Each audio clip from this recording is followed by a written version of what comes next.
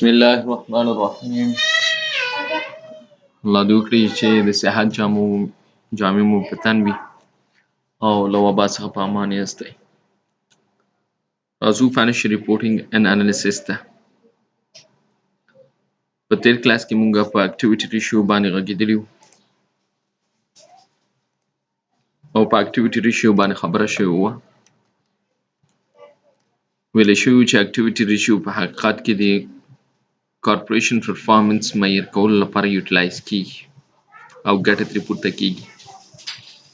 نو که چیرې موږ وغواړو چې د یو شرکت د ډپارټمنټ یا د هر ډپارټمنټ پرفارمنس معیار کو، then we have to utilize activity ratio in order to analyze the performance of each department in corporation. Like account receivable department, if we like to examine or assess the performance of account receivable department, then we have account receivable turnover ratio, which clearly indicates the performance of account receivable department. Activity ratio د همدغه موخې او د هدف لپاره ترې ګټه پورته کوو. activity ratio موږ سره مختلف معیار دي چې د هغې له لارې کولی شو چې موږ د هر یو ډپارټمنټ پرفارمنس معیار مختلف او بېلابېل ریشیو موږ سره دي، معیرز موږ سره دي چې دغه معیرز په ګټې اخیستنې څخه او یا د دې په ذریعه باندې کولی شو چې موږ د مختلفو ډپارټمنټس پرفارمنس او یا په عموم ډول د یو کارپوریشن پرفارمنس معیار کو. په دې اکټیویټي ریشیو کې موږ سره سټاک ټرن اوور ریشیو، ډیټر ټرن اوور ریشیو،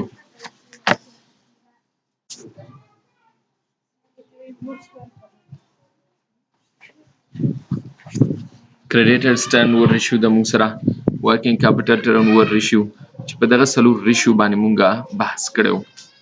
stock turnover ratio, debtor turnover ratio, credit turnover ratio, working capital turnover ratio. Now let's discuss about fixed asset turnover ratio. راځو په fixed asset turnover ratio باندې غږیږو چې fixed turnover ratio څه لپاره استعمالیږي او څه ډول کولی شو چې د دې انټرپریټیشن ترسره کړو.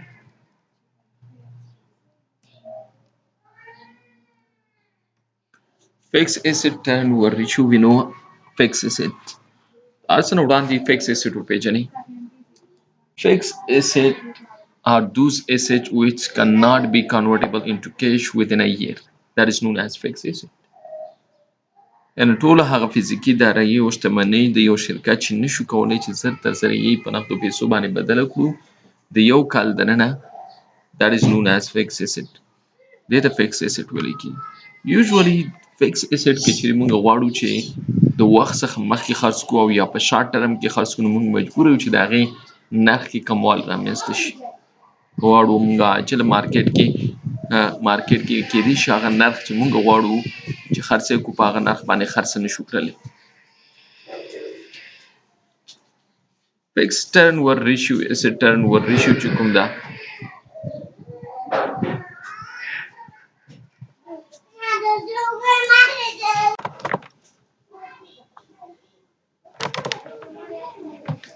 Okay guys, fixed asset turnover ratio باندې خبره کېدله چې fixed asset turnover ratio یوازې موږ د دې هدف لپاره کاروو چې تر څو پورې موږ ته د fixed asset efficient utilization او یا په مؤثر ډول د هغې استعمال او له هغې څخه ګټه اخیستنه راپورته کړي. یعنې په دې معنا باندې چې fixed asset turnover ratio دا موږ ته ښیي چې د fixed asset څخه په ګټې اخیستنې څومره موږ سیل یا خرڅلاو ترسره کړی دی. یعنې د دغه fixed asset څومره رول زموږ په سیل کې شتون لري، څومره زموږ دغه fixed asset efficient utilize شوی دی چې د دغه efficient utilization څخه وروسته په سیل باندې کنورټ شوی دی.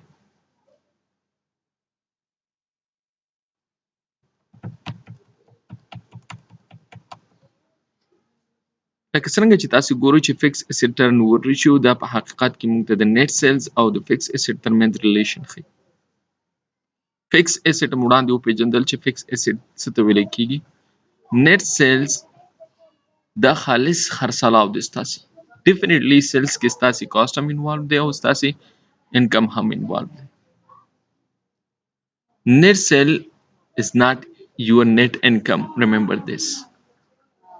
Net sale کې ستاسي ټول cost او ستاسي کوم revenue چې generate کیږي یا income چې ترلاسه کیږي دواړه involved. مثال په ډول کچېرې یو سیز ما په 8 روپۍ اخیستی وي او په مارکیټ کې مې په 10 روپۍ باندې خرڅ کړ دغه 10 روپۍ چې کوم دی it is my net sales. دا 10 روپۍ زما net sales دي یا زما sales خرڅلاو دي. اوس په دې کې زما 3 روپۍ چې کوم کاست راغلی دی هغه شامل دی او دغه 2 روپۍ چې کومه ګټه جنریټ شوې ده دا شامل ده چې مجموع ډول دغه سیز چې کوم دی ما په 10 روپۍ باندې خرڅ کړی دغه 10 روپۍ زما سیلز یا خرڅلاو شو. فکس اسټ هم وپېژندل. اوس راځو موږ فکس اسټ ټرن اوور ریشیو د دې څخه هدف دا دی چې دغه فکس اسټ څومره مؤثر ډول د دې څخه ګټه اخیستلی شوې ده او څومره برخه یې د سیل چې کوم دی د فکس اسټ له لارې جنریټ شوې ده. د فکس اسټ له لارې زموږ نیټ سیل څومره جنریټ شوي دي. This is known as fixed asset turnover ratio. Let's assume کچېرې موږ سره فکس 20 lakh rupees وي. فکس اسټ موږ سره 20 lakh دي او نیټ سیل چې کوم موږ ترسره کړی that is 10 lakh. اوس موږ ته فکس اسټ ټرن اوور ریشیو ښیي د دغه 10 لکه فکس اسټ څخه په ګټې اخیستنې دغه 10 لکه نیټ سیلز کې څومره سهم فکس اسټ شتون لري. یعنې څومره سیلز چې کوم دي دا د فکس اسټ له لارې موږ ته جنریټ شوي دي. په حقیقت کې دا موږ ته راپه ګوته کوي چې دغه اسټس یا هغه دارایي او اوږدمهاله دارایي او شتمنۍ څخه په استفادې باندې زموږ سیل څومره جنریټ شوي دي.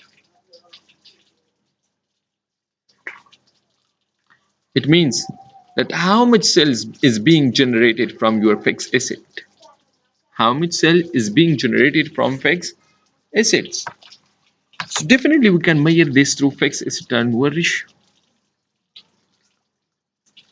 Fixed asset turnover ratio له لارې کولی شو چې دا موږ measure کړو. Let's assume if your net sale is $40,000 and fixed asset is $20,000. $40,000 کې چې موږ په $20,000 باندې چې ستا فکس اسټ باندې ډیوایډ کو the answer is 2. جواب چې کوم دی 2 دی. What this 2 indicates دغه 2 چې کوم دی دا 2 ځل چې کوم دی دا موږ ته څه انډیکیټ کوي.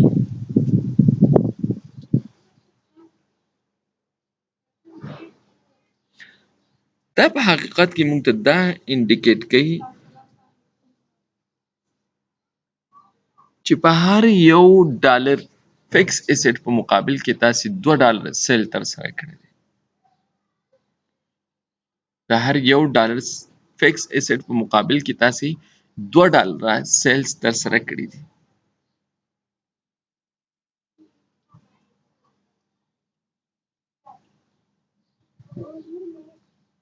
یا په بل عبارت باندې ستاسو سیل 2 چنده ستاسو د فکس اسټ څخه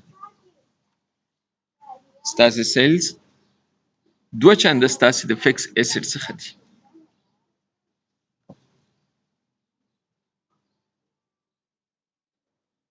کچېرې موږ د دې ideal ratio is 5 times.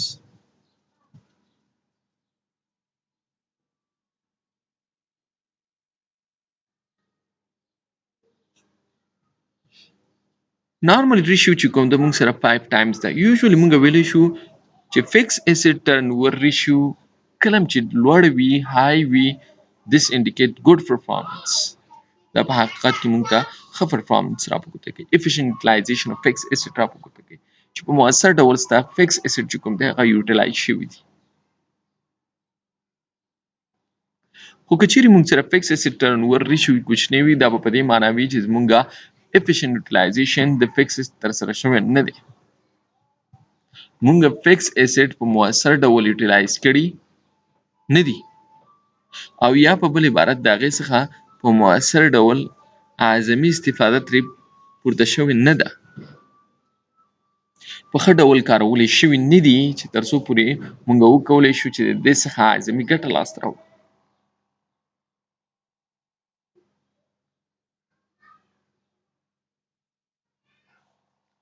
لکه څنګه چې وړاندې موږ وویل چې د دې ideal ratio چې کوم ده that is 5 times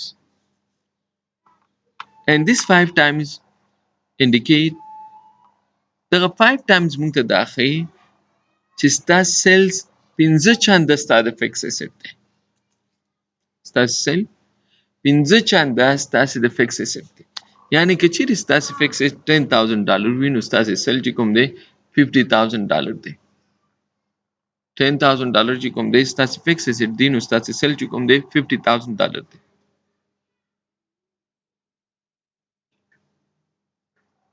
یا په بل عبارت باندې مونږ داسې ویلی شو چې د هر یو ډالر فکس اسټ په مقابل کې مونږه $15 سیل ترسره کړی. د هر یو ډالر سیل په مقابل کې مونږه $15 د هر یو ډالر فکس اسټ په مقابل کې مونږه $15 خرڅلاو یا سیل ترسره کړی.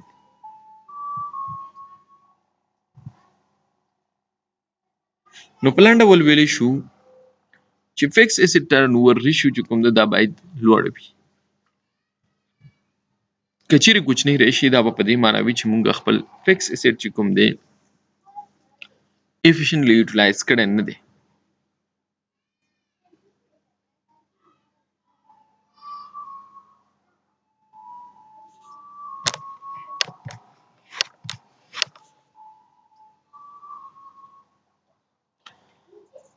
راځو کرنٹ اسټ ټرن اوور ریشیو ته. البته په دې سلاید کې نشته دی خو کرنٹ اسټ ټرن اوور ریشیو is approximately similar to fixed asset. دواړو فرمول په یو سر باندې. کرنٹ اسټ ټرن اوور ریشیو چې کوم دی دا همدارنګه د فکس اسټ ټرن اوور ریشیو په سر باندې د کرنٹ اسټ efficient utilization راپورته کوي. چې how efficiently your current asset being utilized. چې ستاسې دغه کرنٹ اسټ په څه ډول باندې استعمال کړي مو دي. آیا په مؤثر ډول هم ترې ګټه پورته کړې ده؟ هغه کرنٹ اسټ چې تاسې لرئ د هغې څومره برخه چې کوم ده ستاسې سیل جنریټ کړی دی. یعنې په دې معنا باندې چې how much sales being generated from current assets. ستاسې د دغه کرنٹ اسټ څخه ستاسې سیل څومره حصه جنریټ شوې ده. څومره حصه چې کوم ده ستاسې د کرنٹ اسټ څخه ترلاسه شوې ده. Or simply we can say that current asset turnover ratio indicate how efficiently current asset is being utilized in a corporation. For this purpose, we usually utilize current asset turnover ratio. Our current asset turnover ratio the net sales or the current asset termines adequate ارتباط. And we know about current assets. Current assets are those assets that could be convertible or can be convertible into cash within a year. د یو کال دننه چې کله موږ سره اسټ ته convertible وي cash that is known as current asset like your cash, like your account receivable, bank, inventories, marketable securities. These all are come under current assets. فرمولې موږ سره همداسې دی چې current asset turnover ratio دا مساوي کېږي net sales instead of fixed asset we have to put here current assets. Net sales divided by current assets.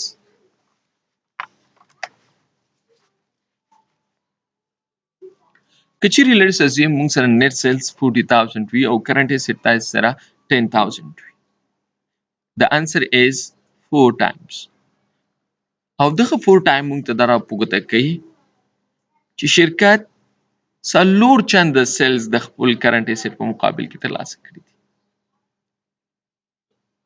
یعنې د کرنٹ اسټ 4 چنده سیل چې کوم دی هغه ترلاسه شوي دي. څومره چې کرنٹ اسټ ټرنوور ریشیو های وي that is well and good. That indicate better utilization of current asset in a corporation.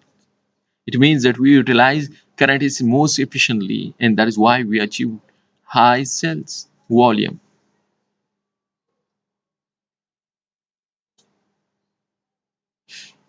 So So this is what current asset turnover ratio indicates.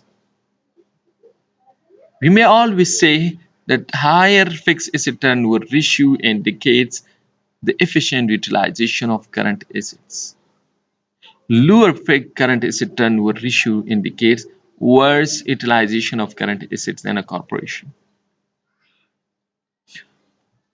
For this reason, we have to obtain high current assets turnover ratio in order to indicate our being current asset utilized most efficiently. د دې ideal ratio هم همدارنګه موږ سره 5 times دی 5 times دی. یعنی که چیرې یو کارپوریشن چې کوم دی د خپل کرنٹ اسټ په مقابل کې 5 چنده سیلز والیم ترلاسه کړی وي so means better utilization of or most efficient utilization of current assets. Current assets په ښه ډول او یا مؤثر ډول یوټیلایز شوي دي.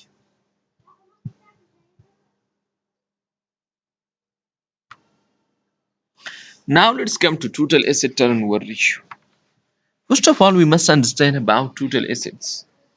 Total asset is the sum of current asset plus fixed assets. Total asset دا په حقیقت کې د current assets او د fixed asset ترکیب دی. یعنی current asset کله چې جمع شي د fixed asset سره that is known as total assets. Total asset is divided into two types.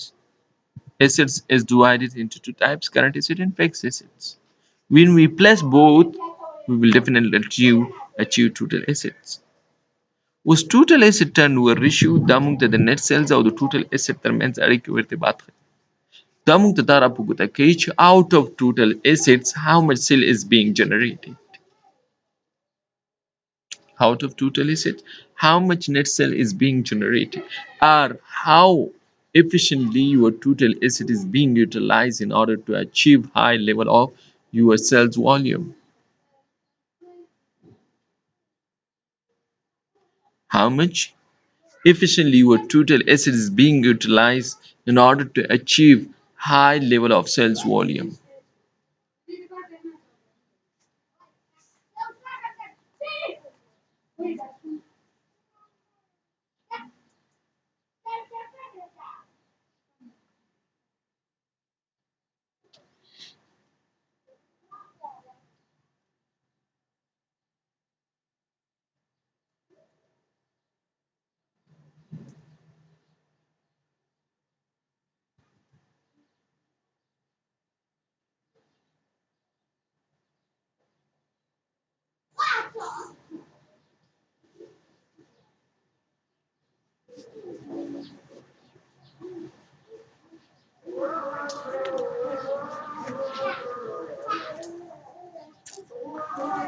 Total asset په لنډ ډول ویلی شو چې دا په حقیقت کې د مجموعي داراییو او شتمني چې هغه یو شرکت لري د هغې مؤثروالی موږ ته راپورته کوي چې دغه مؤثروالی د سیلز د جنریشن څخه راپورته کیږي.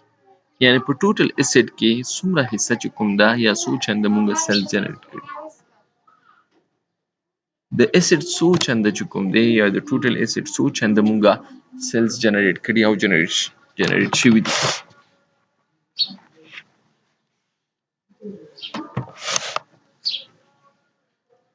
That is known as total asset turnover ratio. Let's assume if the total asset is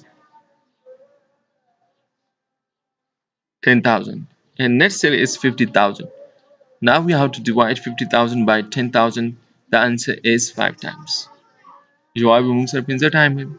This 5 times indicates that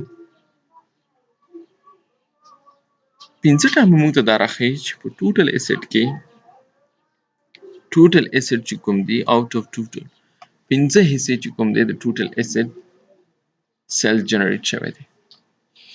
یعنی په دې معنا چې سیل چې کوم دی 15 چنده دی the total assets. It is 5 folds of total assets. Your net sale is 5 folds of your total assets. This indicates that out of $1 of total asset you have generated $5 of net sales. Out of $1,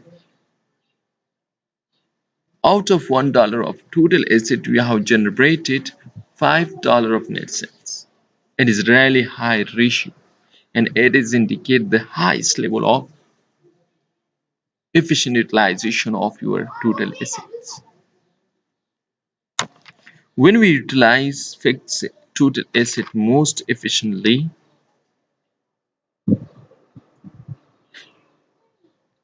then we can achieve high level of net sales, otherwise not. For this reason, corporation must try to utilize their total asset in most efficient way in order to achieve the optimum level of profit, in order to achieve optimum level or efficient level of your sales. We should be at efficient point. Once we are an efficient point, this would indicate the efficient utilization of your total assets. The ideal ratio of this turnover ratio is 2 times. 2 times is the ideal ratio. If your total asset turnover ratio is 2 times, this indicates most efficient utilization of total assets, otherwise not. This implies that after $1 of total asset, you have generated $2 of net sales. You have generated $2 of net sales. Or in other words, we can say that net sale is twofold of its total assets.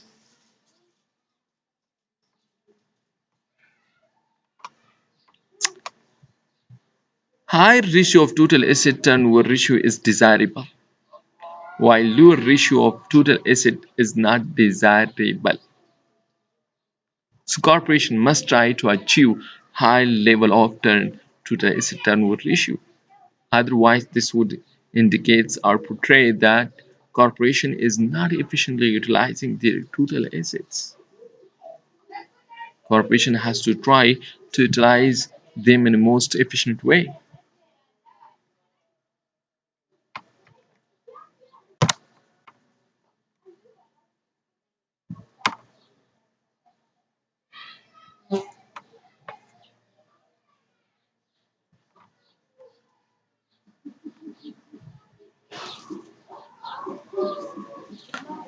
Now let's discuss profitability ratio. لومړی سل کې مونږ په ریشیو باندې بحث وکړ. فاینانشل ریشیو تعریف شولې، هم پیژندلو، همدارنګه مونږ څو قسمونه د ریشیو ډسکس کړل. سالوینسي ریشیو مونږ سره وه، لیکویډیټي ریشیو وه. Then we discussed activity ratio. Now let's discuss profitability ratio. Profitability ratio دا په حقیقت کې مونږ ته د یو شرکت د ګټې د لاسته راوړلو توانایي او قابلیت ښیي، وړتیا ښیي. چې شرکت څومره وړتیا لري چې تر څو پورې خپل پرافټ چې کوم دی هغه ترلاسه کړي. شرکت څومره کپاسټي د دې لري چې تر څو پورې هغه ګټه چې دوی ترلاسه کوي، څومره وړتیا د دې لري چې ګټه جنریټ کړي. پروفیټیبیلیټي ریشیو دا په حقیقت کې مونږ ته د هر یو څه پرافټ انډیکیټس کوي. چې شرکت د فکس اسټ څخه څومره پرافټ جنریټ کړی دی، د کرنٹ اسټ څخه څومره پرافټ جنریټ کړی دی، څومره وړتیا یې درلودله چې د کرنٹ اسټ څخه پرافټ جنریټ کړي، او څومره وړتیا یې درلودله چې د فکس اسټ څخه پرافټ جنریټ کړي، څومره وړتیا یې درلودله چې په مارکیټیبل سکیورټیز څخه پرافټ جنریټ کړي، څومره وړتیا یې درلودله چې د شیر څخه پرافټ جنریټ کړي. And how much dividend is being generated from the investment. دغه ټول مختلف اړخونه چې کوم دي پروفیټیبیلیټي ریشیو مونږ ته انډیکیټ کوي، کلیریفای کوي. پروفیټیبیلیټي ریشیو دا په حقیقت کې تاسو ته ښیي چې شرکت څومره وړتیا لري چې تر څو پورې پرافټ په مختلفو اړخونو او په مختلفو فکتورونو باندې ترلاسه کړي.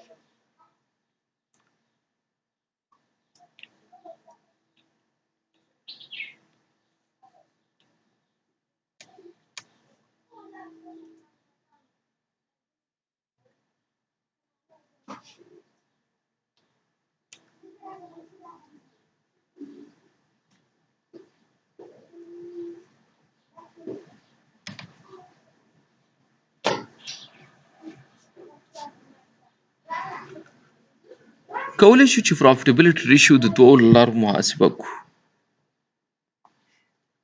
profitability ratio کولی شو مونږه یو لاره یې د investment او بل لاره یې د sell له لارې ده.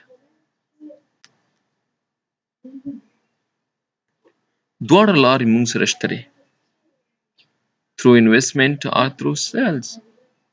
Or we can say کولی شو چې profitability ratio د sales له لارې محاسبه کړو او کولی شو چې profitability مونږه د investment له لارې محاسبه کړو.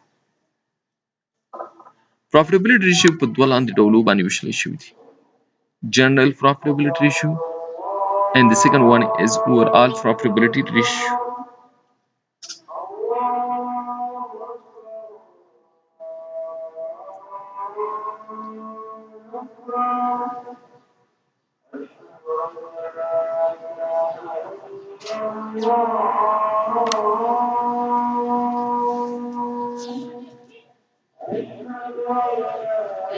Now زه په general profitability ratio باندې خبره کوم. د general profitability ratio په لاندې ډول دي. gross profit ratio د موږ سره net profit ratio, operating ratio, operating profit ratio and expense ratio. چې دغه ratio څخه په ګټې اخیستنې باندې موږ کولی شو چې د یو corporation profitability او یا profit معلوم کړو. لومړی راځو gross profit ratio ته. gross profit ratio دا په حقیقت کې موږ ته د gross profit او د net sales اړیکې او ارتباط ښيي. دا موږ ته دا ښيي چې out of total sales how much gross profit is being generated. چې په مجموعي sales او په مجموعي خرڅلاو کې موږ څومره gross profit چې کوم دی ترلاسه کړی دی.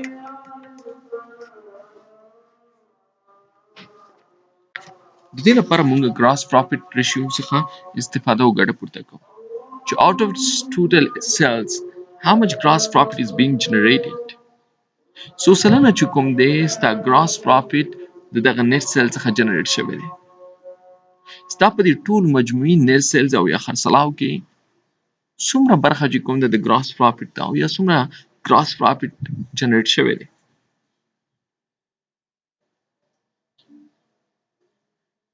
باید یاد وساتو چې gross profit ratio چې کوم دی څومره چې لوړه وي دا موږ ته د دې ښه انډیکیشن راکوي چې زموږ profit would be high after total sales.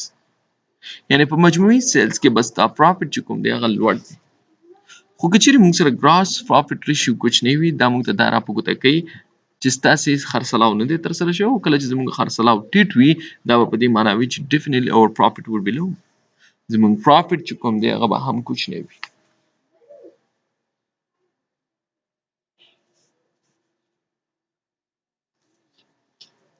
Let's assume که gross profit موږ سره $20,000 وي او net sale چې کوم دی موږ سره $40,000 وي. که $20,000 چې کوم دی net sales باندې ډیوایډ کړو دا انسر یې 0.50 او دا 100 کې ضرب کې چې تر څو پورې دا سره سلنه او فیصدي راشي نو 50%. 50% موږ ته دا انډیکیټ کوي چې ستاسې out of total net sales your gross profit is 50%. ستاسې gross profit چې کوم دی 50% gross profit. 50% gross profit is being generated from your sales. ستاسې د sales volume څخه 50% چې کوم دی gross profit ترلاسه شوی دی.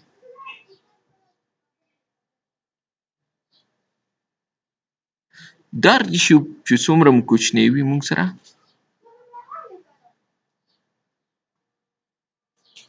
موږ ته د دې انډیکیشن راکوي چې ستاسې خرڅلاو نه دی ترسره شوی. sales ستاسې ترسره کړی نه دی چې دغه sales د کموالي له امله ستاسې gross profit چې کوم دی هغه کوچنی به راځي کم به راځي. یعنې په دې معنا چې profit به high profit به ترلاسه نشي کړلی. ستاسې profit چې کوم دی هغه به کوچنی وي. خو که چیرې net sale چې کوم دی موږ سره high وي او یا gross profit ratio موږ سره high وي دا موږ ته د انډیکیشن راکوي چې موږ net sales زیات ترلاسه کړی دی نو gross profit به لوی وي او د دې ترڅنګ زموږ net income would definitely would high.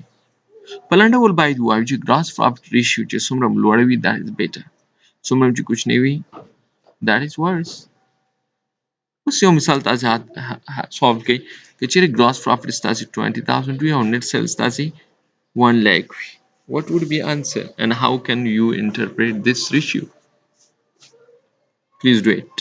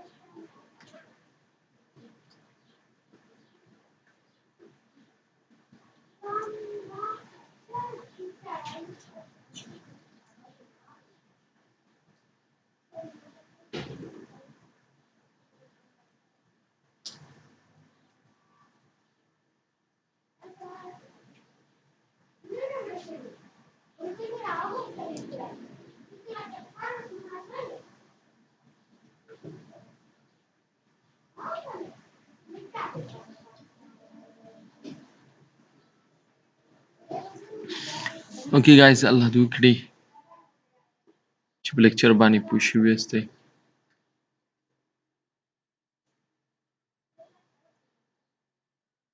او ستاسو څخه غوښتنه لرم، پیشنهاد لرم چې پلیز go through books. کتابونه چې کوم دي له ځان سره مطالعه کړئ. یوټیوب چینل وګورئ. یوټیوب څخه ځینې ویډیوګانې چې کوم دي ډاونلوډ کړئ چې تر څو پرې ستاسې ښه انډرسټینډینګ ترسره شي او ښه انډرسټینډینګ پرې وشي. که چاته هم څه بیا هم مشکل وي کولی شي چې له ما سره مختلف لارې اړیکه ونیسي او مشکل مطرح کړي. الله مو سپارم.